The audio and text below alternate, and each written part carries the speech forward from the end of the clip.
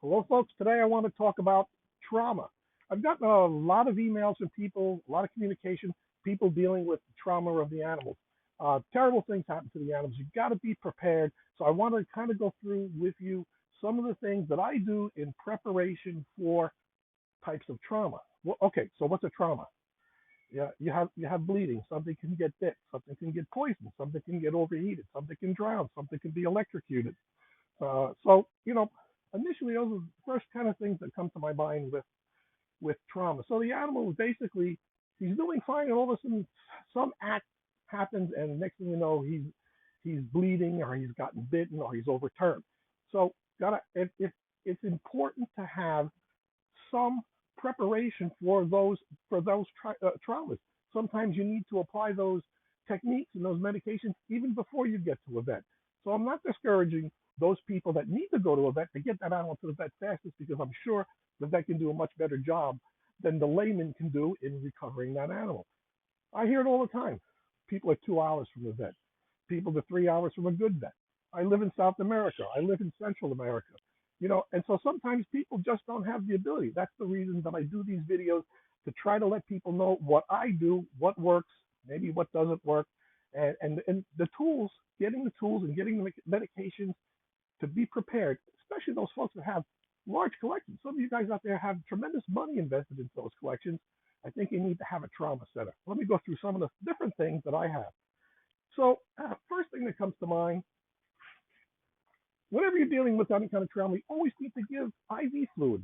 All animals, people, you see somebody going into the emergency room, they've got a bag there of ringers or some other kind of body fluids, that you can use to deal with trauma.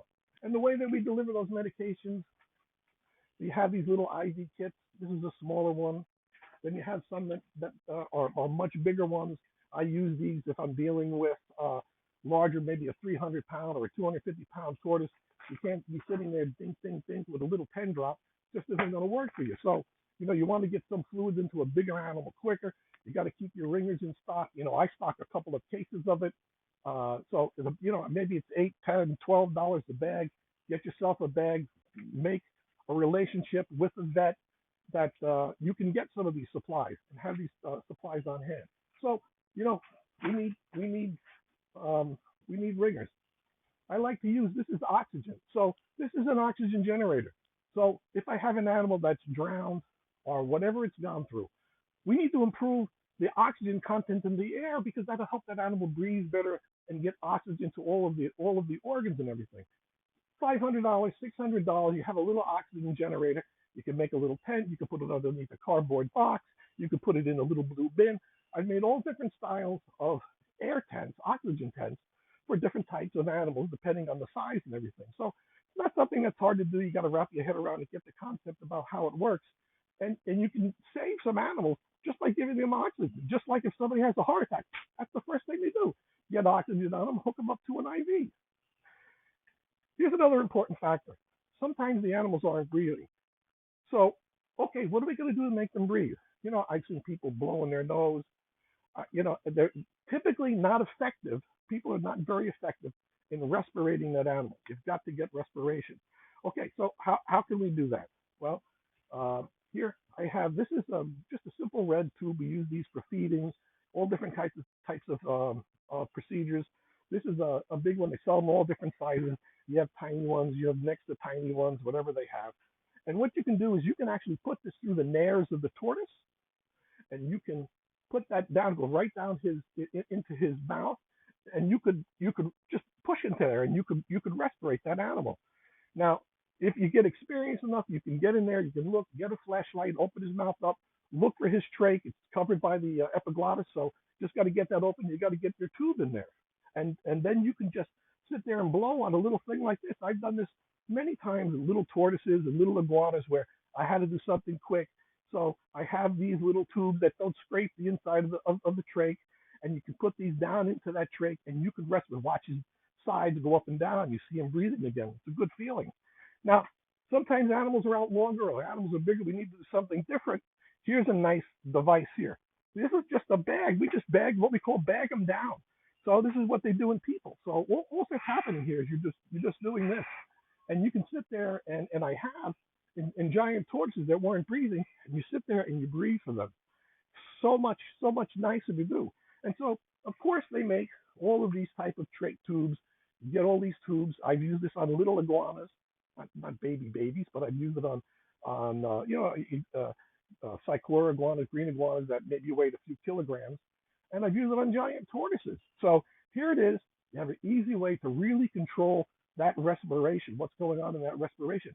And you get inside his mouth, you look inside of his mouth, need to know what their mouth looks like.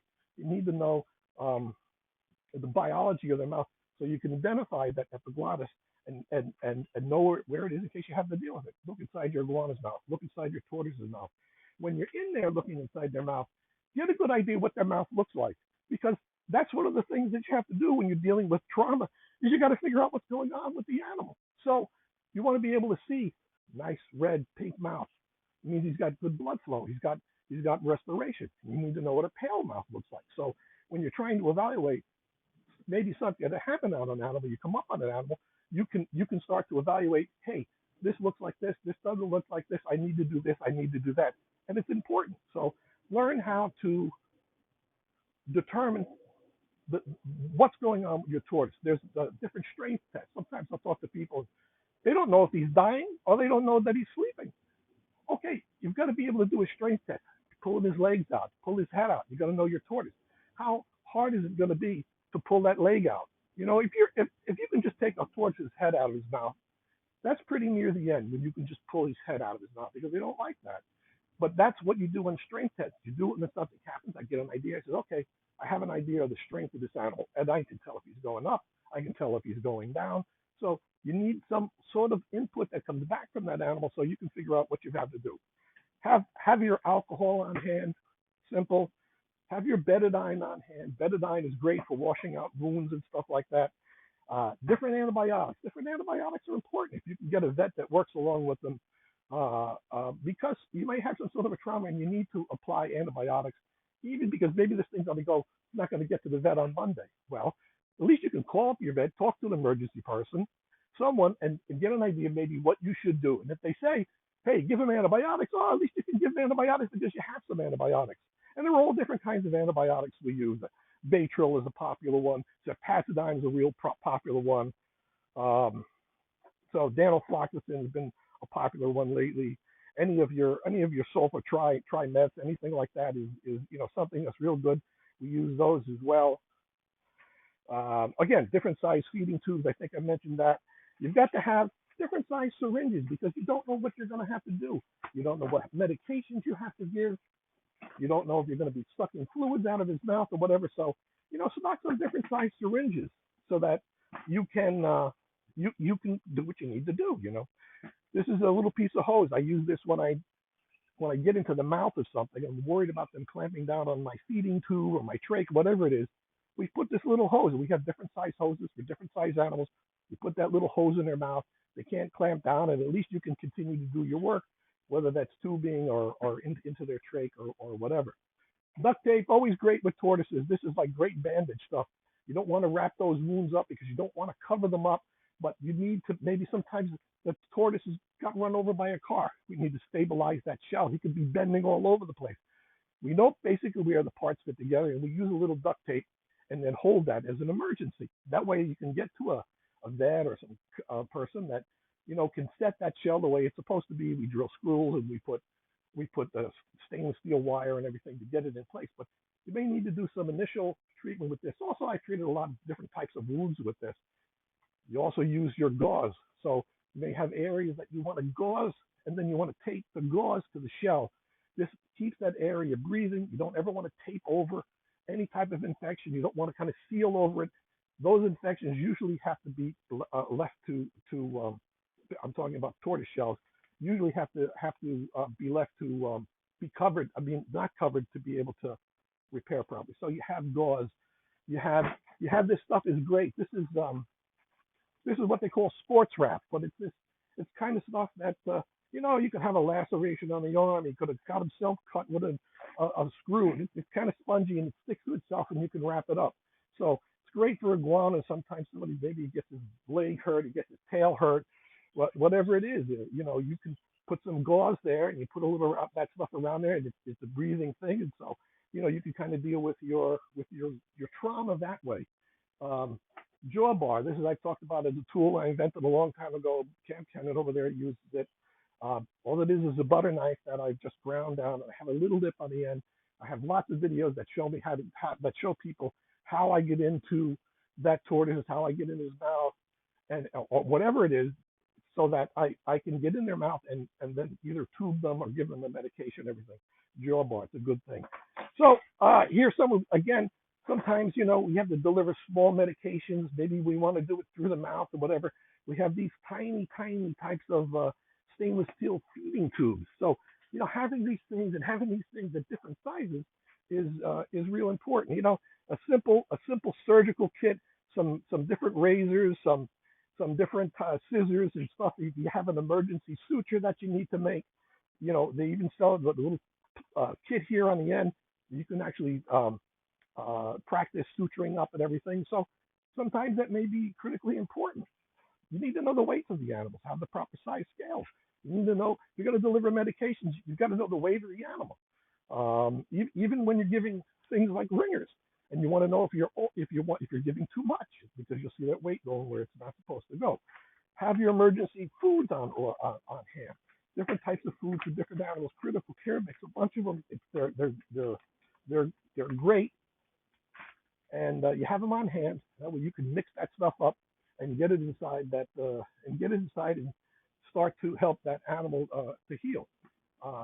Poisonings, I keep on hand. This is what we call medical grade carbon. Look at it.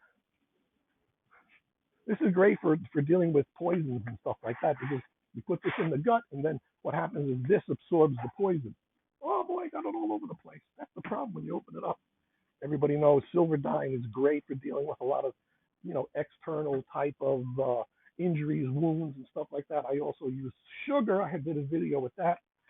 Now, that stuff gets all over the place. It's so fine. So there's a lot of different books, beyond first aid that you can deal with.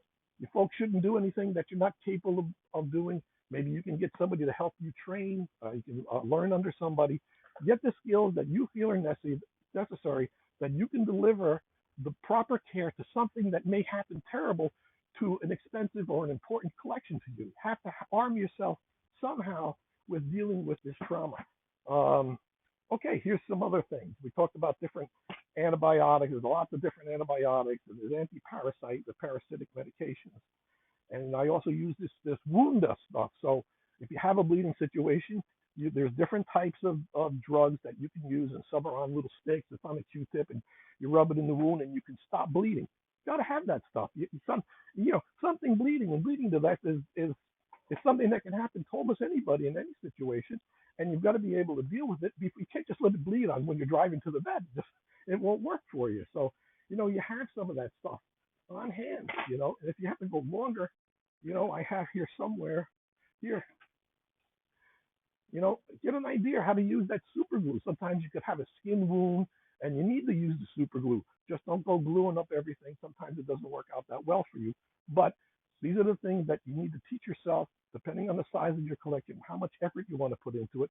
But this is the next stage, I think, for a lot of people that need to improve the system, the protocol that they deal with these types of animals.